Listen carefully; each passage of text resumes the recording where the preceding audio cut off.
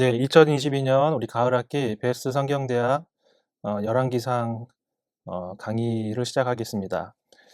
어, 지난번 이제 봄 베스트 성경대학 강의를 한 지가 얼마 안 된 것 같은데 또 벌써 이렇게 한 6개월 정도의 시간이 지나서 또 다시 여러분들을 이제 만나게 되었습니다.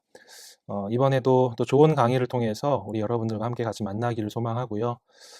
비록 온라인으로 또 저희가 만나게 되는 거지만 서로 함께 믿음 안에서 또 말씀을 가지고 좋은 교제를 나누는 저와 우리 모든 성도님들이 되었으면 좋겠습니다.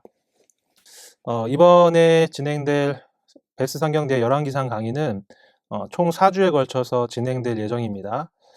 제가 강의는 이제 밴드에 저희가 이제 개설한 밴드에 매주 업로드할 예정이고요.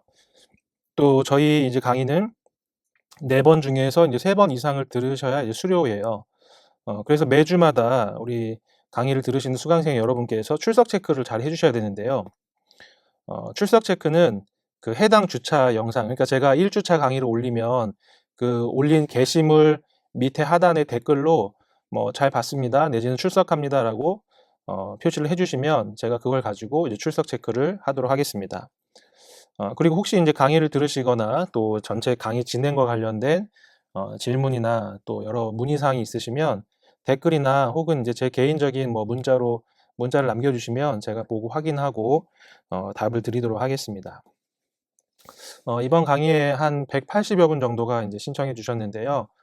이번 강의를 통해서 또 여러분과 제가 또 이 역사서, 특별히 이제 열왕기상에 대한 그 이해가 깊어지기를 소망하고요.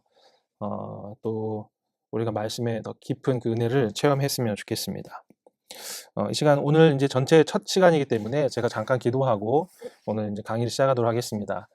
하나님 감사합니다. 또 우리에게 이렇게 좋은 만남의 기회를 허락하여 주시고 또 하나님의 말씀을 또 함께 깊이 나눌 수 있는 또 은혜를 허락하여 주심을 감사합니다. 하나님, 이 말씀의 또 진리가 우리의 삶에 깨달아지게 하여 주시고 또 받은 말씀을 가지고 우리 하나님을 신실하게 섬기며 주 안에서 또 올바른 믿음을 가지고 살아갈 수 있도록 도와주시옵소서. 강의가 진행되는 4주 동안 하나님께서 우리 모두를 지켜주시고 또 제가 열과 성을 다하여 준비하게 하시고 우리 강의를 듣는 우리 모든 성도님들도 열심히 이 강의를 또 듣고 우리의 마음에 잘 깊이 새길 수 있도록 하나님께서 은혜 베풀어 주시옵소서. 감사드리며 예수님의 이름으로 기도드리옵나이다. 아멘. 예, 참고로 여기 사진에 있는 것은 저희 딸입니다. 이제 지난번 혹시 강의를 들으신 분은 이제 저희 딸 이제 사진을 한번 보신 적이 있으실 것 같은데요. 그 사이에 이제 많이 컸어요. 많이 커서 이제 이게 최근에 사진이어서 한번 이제 올렸습니다.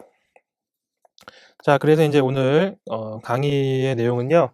먼저 간단하게 이제 역사서를 좀 시작하면서 간단한 이제 인트로를 좀 하고요.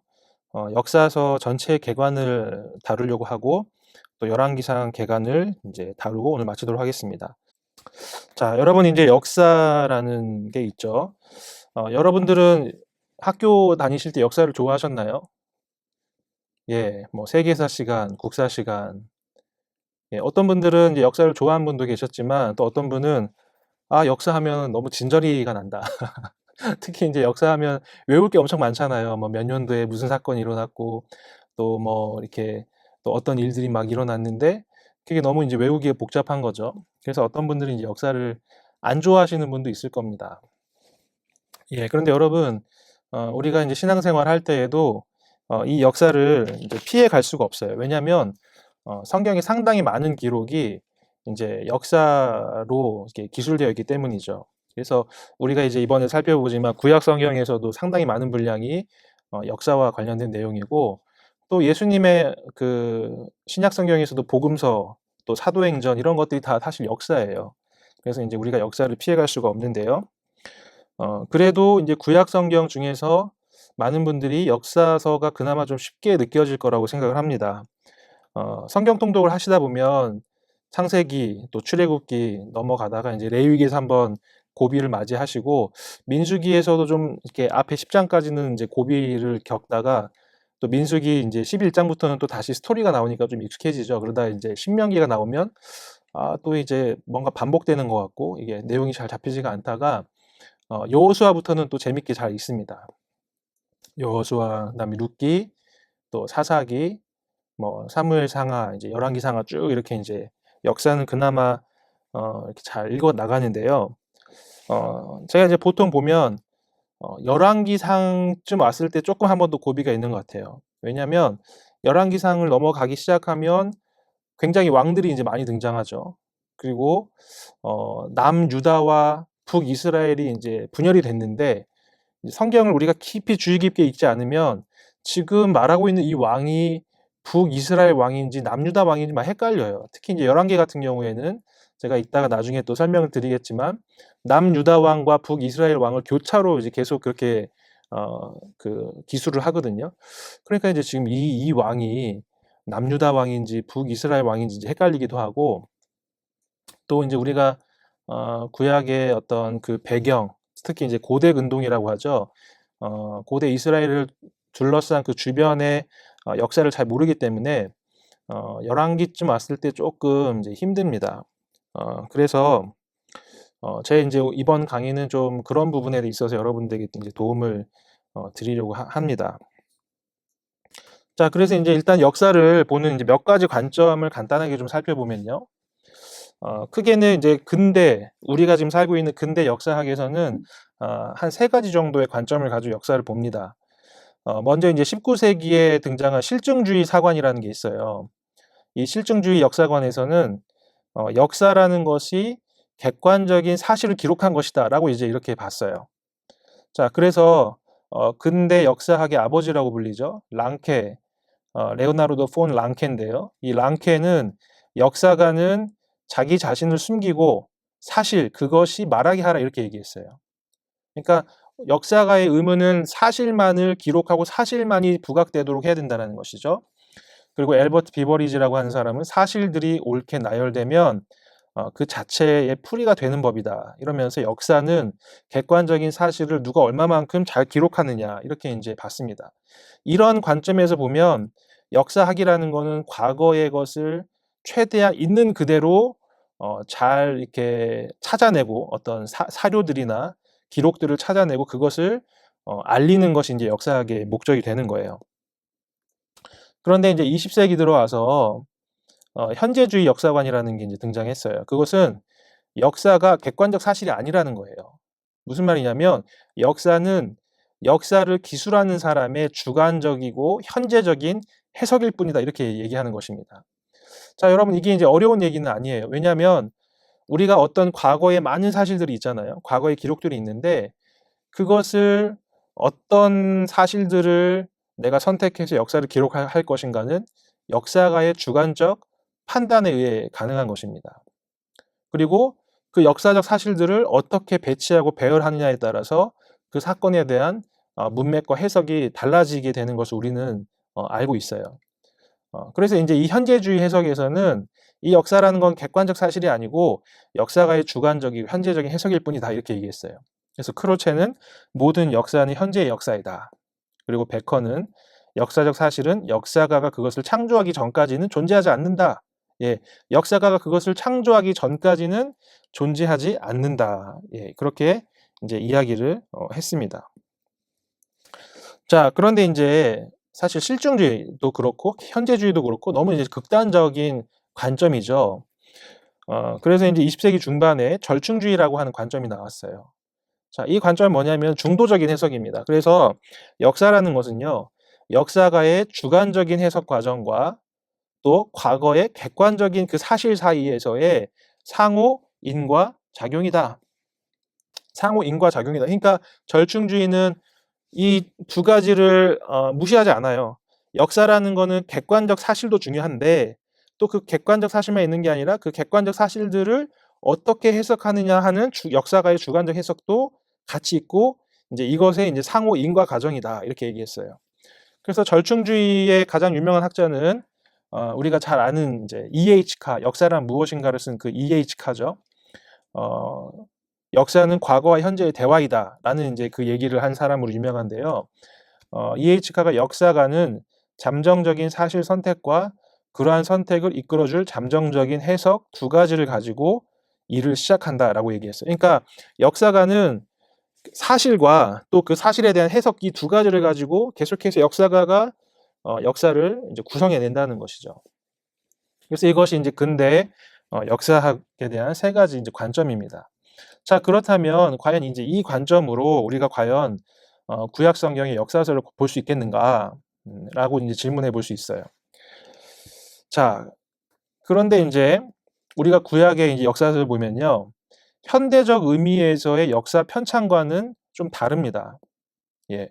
물론 시간적인 갭이 시간적 차이가 많이 있기 때문에 이제 그렇겠죠. 그래서 실증주의 역사관을 가지는 사람들은 이 역사서는 역사가 아니다 이렇게 얘기해요. 예. 왜냐면은 그 실증주의 이제 있는 것만을 객관적인 사실만을 역사로 보는 사람들에게는 이 구약의 역사서를 보면 신화적인 내용이 너무 많은 거죠. 그리고 그것이 있는지 없는지 어떤 증거를 찾아내기가 어려운 또 기록들도 있어요. 그렇지만 우리는 이제 이 구약의 역사, 이제 이 고대 근동, 지금으로부터 약 2500년, 3000년, 뭐 4000년까지 올라가지만은 그때의 그 역사에 대한 관점과 지금의 역사의 관점이 다르다는 것을 인정을 해야 됩니다. 자, 그런데 이제 우리가 이 역사서, 구약의 역사서를 보면요. 이제 그 당시에는 어떤 기록 문화가 아니라 구두 문화였어요. 말로 전달하는 문화였어요. 그럼에도 불구하고 구약의 역사서는 사건을 기록한 그 문서라는 것이죠. 그래서 이제 역사학의 태동, 그러니까 아까 랑케는 근대 역사학의 아버지라고 얘기하지만 역사학 자체의 아버지라고 불리는 헤로도토스, 그리스의 역사가죠. 이 사람이 이제 BC 485년에서 이제 425년, 뭐 주전 4세기 정도에 이제 살았던 사람인데, 이 구약의 역사 기록은요, 헤로도토스가 쓴 역사 기록보다 300년, 400년 앞서서 어떤 사건들을 기록한 문서라는 것입니다.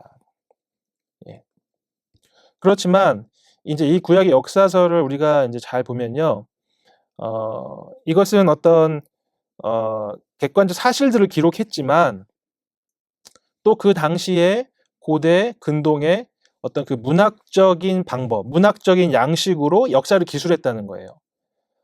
그래서 지금의 관점으로 보면 이게 역사이냐 아니냐, 뭐 이렇게 이건 문학 아니냐, 신화가 아니냐라고 얘기할 수 있지만 그 당시의 관점에서는 그 역사를 기록하는 어떤 방식이 문학적 양식을 통해서, 문학적인 양식을 통해서 이 역사를 기록했다는 거예요. 그래서 이제 어떤 부분이 문학적 양식을 차용한 것인지는 제가 앞으로 이제 열왕기상을 계속 같이 살펴보면서 더 설명을 드리겠습니다. 자, 그리고 이제 구약의 역사서를 보면요, 이제 독특한 어떤 관점이 있는데요. 그것은 바로 인간 역사의 주인은 바로 하나님이시라는 거예요. 하나님. 그리고 이 세상은 그 하나님의 활동 장소인 것입니다. 자, 이것은 이제 고대 근동의 역사 서술과는 차이가 있어요. 지금도 이제 고대 근동, 뭐 BC 2000년, 3000년 전에 그 기록들이 남아 있습니다. 종이 문서가 아니고요. 그 점토판에 이제 쇠기 문자 같은 거나 이집트 같은 경우에는 파피루스에 쓴 이제 상형 문자 같은 걸로 이제 남아 있는데요. 어쨌든 기록이 남아 있어요. 근데 이제 이 고대 근동의 역사 서술들을 보면 물론 다른 고대 근동에도 어떤 신화적인 요소가 있고 신이 인간 사회에 어떤 개입을 하는 그런 이야기들이 있지만 그렇지만 그 주인공은 누구냐면 바로 인간이에요.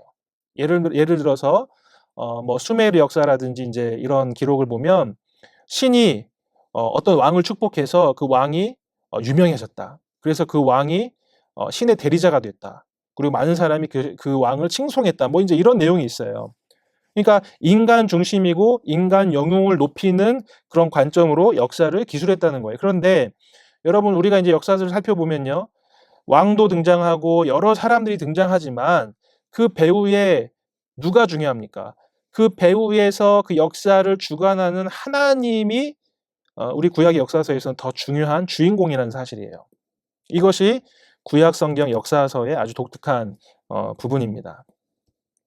그리고 이제 그 역사 평가의 기준은 하나님 체험이에요. 하나님과의 관계예요. 그래서 이 역사가 올바르냐, 정당하냐, 그렇지 않느냐의 그 기준은 하나님과의 관계가 어떠한가, 이제 그 기준으로 이 역사를 평가했다는 것입니다. 자, 그래서 이제 이 프랑스의 인류학자인 레비스트로스라고 하는 사람이 있는데요. 이제 이 사람이 뭐 구조주의 역사학 또 구조주의의 이제 창시자인데, 이 레비스트로스가 제안한 그 개념 중에서 차가운 공동체와 뜨거운 공동체라는 개념이 있습니다. 자, 이건 어떤 거냐면요. 이 레비스트로스가 인류학자로서 많은 부족들의 어떤 그 상황들을 그가 인류학적으로 조사를 해봤을 때, 차가운 공동체는요, 어떤 그 공동체의 시련과 위기가 왔을 때 얼어버려요. 굳어져 버려요. 그래서 그 위기와 그 실패를 극복하지 못하고 그렇게 굳어 있고 얼어 있는 상태로 점점 쇠퇴하더라. 이것이 바로 차가운 공동체입니다. 반면에 뜨거운 공동체는요, 예, 어떤 위기와 또 어떤 그 공동체에 극복해야 될 어떤 문제들이 생겼을 때 그것을 다 녹여내서 때로는 실패까지도 녹여내서 더 좋은 사회를 만들어내는 그 재료를 쓰더라. 그러니까 용광로와 같은 것이죠. 여러분, 그래서 우리가 이스라엘 그 역사를 보면요, 이스라엘은 바로 차가운 공동체가 아니라 뜨거운 공동체입니다. 왜냐하면 그들의 실패 또 그들의 넘어짐, 그런 모든 것들을 그대로 기록을 했어요. 그리고 거기에서 머무르지 않고 그것을 거울 삼아서 어떻게 하면 우리가 더 올바른 삶을 살아갈 것인가, 어, 그런 이제 발판의 계기로 어, 그들이 삼았다는 것이죠. 자, 그래서 이제 역사서를 읽는 이제 세 가지 방식이 있는데요. 짧게 설명하겠습니다. 자, 먼저 이제 공시적 읽기라는 게 있어요. 자, 공시적 읽기. 여기서 공이라는 거는 같을 공이죠. 예. 그러니까 그 비슷한 시기, 횡적인 역사 읽기다라고 제가 이렇게 뭐 기록을 했지만, 당대 상황 속에서 이스라엘의 역사를 이해하는 것이다. 그래서 이스라엘 역사를 살펴보지만 이스라엘만 보는 것이 아니라 이제 주변국들과 또 이스라엘의 그 관계를 통해서 그 역사를 읽어내는 거. 예, 이것을 이제 공시적 읽기라고 제가 명명했습니다. 그래서 당연히 이제 이스라엘 역사뿐만 아니라 그 당대 분위기와 당대 여러 정치, 국제, 역학 속에서의 그 이스라엘 역사를 보기 위해서는 우리가 고대 근동 역사에 대한 지식이 필요하고요. 그리고 또 우리 이제 좋은 지도나 좋은 자료들을 가지고 역사를 읽어내야 될 필요가 있어요. 자, 반면에 이제 통시적인 역사라는 게 있습니다. 자, 통시적이라는 것은 종적인 역사 읽기. 그러니까 이스라엘의 어떤 왕의 그 연대기적으로 어떤 왕 다음에 어떤 왕이고, 그러면서 이스라엘이 어떤 발전 경로를 또 쇠퇴 경로를 겪어왔는가, 이제 이렇게 쭉 시간을 따라서 읽는 것을 이제 우리가 보통 통시적인 읽기라고 합니다. 그래서 이제 이런 통시적 읽기를 위해서는 이스라엘의 그 역사를 내적으로 잘 정리하고 요약해 봐야 할 필요가 있습니다. 자, 그런데 이제 이 역사서는 구약 성경이잖아요. 그래서 공시적인 읽기, 통시적인 읽기뿐만 아니라 우리가 가장 중요한 건 신학적으로 이제 이 역사서를 읽어야 됩니다. 자, 그래서 이 역사서를 통해서, 이 본문의 역사 서술을 통해서 과연 저자가 말하고자 하는 바는 무엇이냐? 예. 특히 이스라엘과 하나님과의 관계에 대해서 이 역사를 기술한 저자가 어떤 신학적인 메시지를 전달하고 싶은가? 그것을 이제 우리가 읽어내야 되는 거예요. 그래서 저희는 앞으로 이 역사서를 볼 때, 특히 이제 열왕기를 볼 때 공시적인 또 통시적인 신학적 읽기를, 세 가지 읽기를 같이 진행하려고 합니다. 자, 그래서 제가 이제 이 인트로를 마무리하면서 좀 여러분들에게 몇 가지 자료를 좀 추천해 드리고 싶어요. 이제 이거는 이번 강의를 위해서가 아니라 여러분들이 앞으로 이제 신앙생활을 하기 위해서 조금은 갖추고 있으면 좋은 이제 자료들인데요. 자, 먼저는 좋은 성경지도 책 한 권이 있으면 좋습니다. 거기 보면 이제 여러 그 고대 근동의 역사부터 시작해서 지도라든지 또 여러 내용들이 잘 정리가 되어 있거든요. 그래서 이렇게 좀 좋은 책들은 책이 좀 비싸긴 해요. 그래서 한 4-5만 원 정도 하는데, 이런 좋은 성경 지도, 바이블 아틀라스를 한 권 정도 집에 가지고 계시면 성경 통독을 하거나 또 성경 공부를 할 때 틈틈이 이제 찾아보면서 많은 도움을 받으실 수가 있어요. 자, 그리고 두 번째는 이제 배경 주석입니다. 성경의 그 배경, 성경의 그 기록이 놓여져 있는 그 당시의 어떤 배경에 대해서 잘 정리된 책이 있어요. 그래서 우리나라에는 IBP 배경 주석이라고 있는데요. 이 책은 이제 복음주의권 학자들, 신뢰할 만한 복음주의권 학자들이 쓴 책이라서 이렇게 우리가 믿을만 합니다. 그래서 이 배경 주석도 한 권 정도 이제 구비해 놓으시면 좋을 것 같고요.